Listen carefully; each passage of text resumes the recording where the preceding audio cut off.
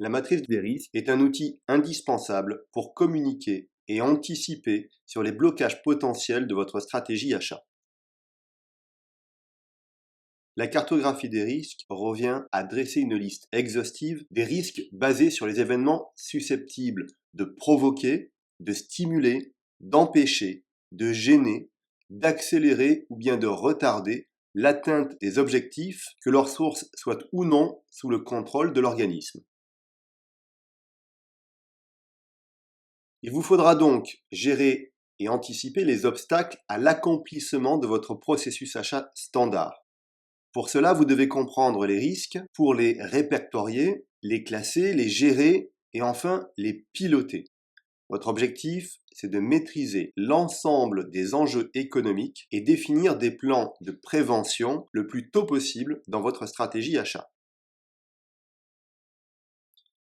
On va se focaliser sur un certain nombre de risques. Tout d'abord, les risques financiers, les risques sociétaux, les risques industriels, les risques légaux, les risques économiques et enfin les risques métiers. Commençons par le risque financier. Les enjeux, bien entendu, ce sont les impacts sur le résultat de l'entreprise. Cela peut être lié aux fournisseurs, à la gestion de la trésorerie, le règlement des fournisseurs, le paiement des clients. Pour cela, vous devez mettre en place des moyens de prévention de la pérennité fournisseur, de veiller à ce que vos fournisseurs soient toujours en bonne situation financière dans vos relations commerciales. Et vous devez donc prévoir également des plans de désengagement fournisseur pour éviter d'être en dépendance ou bien que votre fournisseur lui-même soit dépendant de votre chiffre d'affaires pour poursuivre son activité. L'idéal étant donc de diversifier ses approvisionnements pour diversifier le risque. Vous avez à votre disposition plusieurs outils pour gérer le risque financier. Tout d'abord, les cotations financières des fournisseurs. Bien entendu, certaines zones géographiques sont beaucoup plus difficiles à gérer que d'autres. De bien piloter également votre taux de dépendance vis-à-vis des fournisseurs et donc d'analyser finement les dépenses avec le fournisseur pour anticiper tout risque futur de rupture de relation. Les risques sociétaux. Cette fois-ci, on va beaucoup parler de risques d'image, c'est-à-dire le fait de faire travailler des enfants, le fait de polluer son environnement, ou de bien de faire travailler de manière illégale certaines personnes. Les moyens à mettre en œuvre, ce sont des audits sociaux. On parle aussi d'audits sociétaux, puisqu'on n'englobe pas uniquement l'aspect social, mais également l'aspect sociétal dans son ensemble. Vous devez donc mettre en place des principes de développement durable, communiquer dessus et mettre en place des actions, comme par exemple des chartes éthiques achats, ou bien mettre en œuvre des comités internes pour piloter la responsabilité sociétale de l'entreprise. Les outils que vous avez en place, bien entendu, c'est la RSE, auquel vous pouvez adhérer à des organismes externes qui vont vous aider à travailler sur cet aspect sociétal. La diversité de vos fournisseurs, c'est-à-dire travailler avec des petites entreprises au niveau local, par exemple, qui va générer une image positive et faire travailler de manière beaucoup plus simple des fournisseurs que vous maîtrisez grâce à la proximité. Et bien entendu, pour vos principaux fournisseurs, mettre en place des évaluations régulières de vos fournisseurs pour vérifier qu'ils respectent vos chartes éthiques des achats. Les risques industriels. Cette fois-ci, on va parler de risques en termes de qualité, de technologie, voire même de rupture de production. Vous devez systématiquement mettre en place des cahiers des charges pour tous les achats qui ne sont pas standards, c'est-à-dire des achats que l'on n'achète pas sur étagère. Et vous devez piloter avec des fournisseurs bien ciblés la performance du fournisseur en vérifiant l'arrivée des produits, le contrôle qualité et le contrôle de la chaîne logistique pour être certain qu'il n'y ait pas d'erreur. Vous mettez en place généralement des contrôles qualité par échantillonnage. Pour cela, vous avez quelques outils, notamment la veille technologique qui vous permet de voir comment vous pouvez transformer des produits non standards en produits standards qui génèrent généralement beaucoup moins de risques qualité. Vous pouvez développer également la qualité totale, c'est-à-dire mettre en place des normes chez vos fournisseurs pour vérifier qu'ils respectent correctement les standards de fabrication. Et bien entendu, faire la promotion de vos contrats cadres qui incluent des service level agreements, c'est-à-dire des engagements de niveau de service et de contrôle qualité des produits avec votre fournisseur. Voyons maintenant les risques légaux. Il s'agit essentiellement des risques liés aux contrats que vous pouvez signer avec vos fournisseurs. Vous pouvez intégrer par exemple des clauses abusives, que ce soit vous ou bien de la part de vos fournisseurs. Cela peut engendrer également des fraudes particulières, des fraudes sur la qualité des produits, des fraudes sur les règlements, des fraudes vis-à-vis du personnel engagé dans vos contrats. Et bien entendu, vous avez également les risques des nouvelles réglementations qui viennent s'ajouter année par année au sein de votre code commercial. Il s'agit essentiellement de contractualiser de manière appropriée avec les fournisseurs en intégrant votre direction juridique dans la relecture et la négociation de vos contrats. Cela inclut également la revue des couvertures d'assurance, de bien faire le lien entre vos propres couvertures en interne et la couverture d'assurance chez vos fournisseurs. Pour cela, vous devez avoir absolument un minimum de connaissances dans la réglementation et tous les aspects légaux, que ce soit nationaux ou internationaux si vous faites des achats à l'étranger. Faites-vous accompagner par des juristes. Les juristes pourront vous apporter des outils complémentaires, par exemple de l'accompagnement dans le dépôt de logos, de brevets ou de marques, dans la rédaction de vos contrats commerciaux et de vos accords de confidentialité, mais également dans la veille réglementaire, dans la couverture des assurances et, le cas échéant, dans le suivi des contentieux et des litiges avec vos fournisseurs. Cinquième risque, il s'agit du risque économique, c'est-à-dire généralement un risque lié au marché dans son ensemble. Par exemple, la volatilité des prix, les taux de change, les changements climatiques et les évolutions du marché comme les matières premières ou bien les enjeux potentiellement liés à la politique. Pour cela, vous devez engager des moyens, notamment le calcul des sensibilités du portefeuille. Selon vos catégories d'achat, vous allez être plus ou moins impacté par des risques économiques. Généralement, plus votre catégorie d'achat va être liée à des matières premières, plus vous avez un risque élevé de volatilité des prix et donc une nécessité de suivre constamment l'évolution de vos produits. Les outils à mettre en place, ce sont essentiellement des évaluations qui doivent se faire de manière régionale. Avec des analyses pays, vous devez mesurer le risque pour chacune de vos familles d'achat et ensuite appliquer ce risque sur l'impact de vos fournisseurs sur le marché ciblé. Établir une cartographie des risques sur la totalité du portefeuille est important. Bien entendu, vous connaissez les familles les plus à risque, mais néanmoins communiquer en interne sur chacune des catégories d'achat. Et enfin, nous avons le risque métier, c'est-à-dire la connaissance technique du produit ou du service que vous souhaitez acheter. Pour cela, vous avez des enjeux de stratégie d'entreprise, de performance.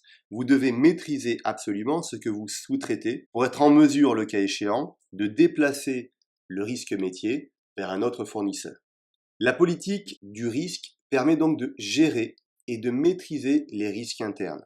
Vous devez faire appel à des risk managers, dont c'est le métier, qui vont analyser et piloter la connaissance que vous avez en interne sur un produit versus la dépendance que vous pourriez avoir vis-à-vis d'un fournisseur sur le métier cible.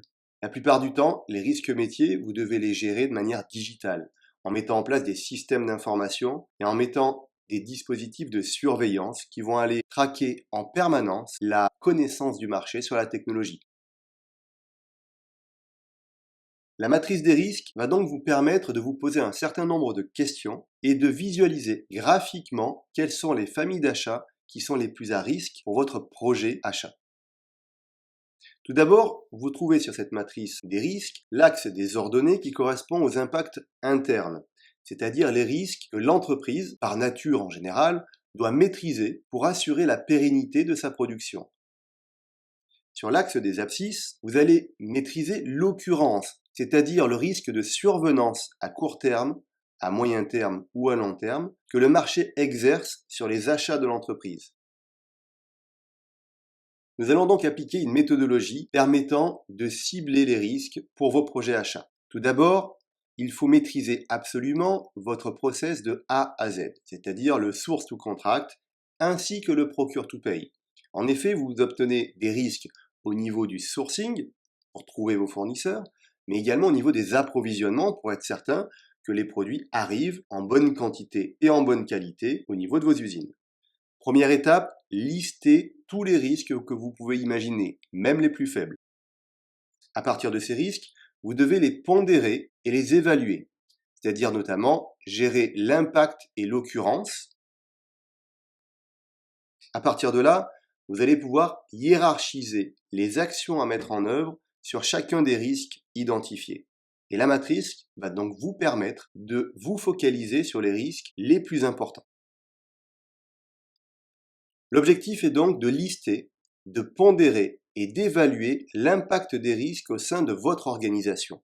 Pour cela, nous allons utiliser un tableau qui va prendre en charge les 6 risques que nous avons vus précédemment, financiers, sociétaux, industriels, métiers, légal, économiques, que vous pouvez compléter si vous avez des risques spécifiques à votre entreprise.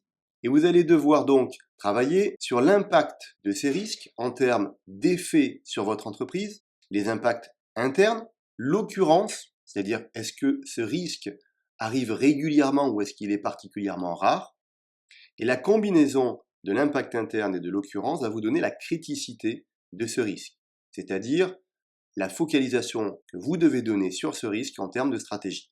Et enfin, vous devez définir si ce risque a été mis sous contrôle ou si vous n'êtes pas encore prêt face à ce risque.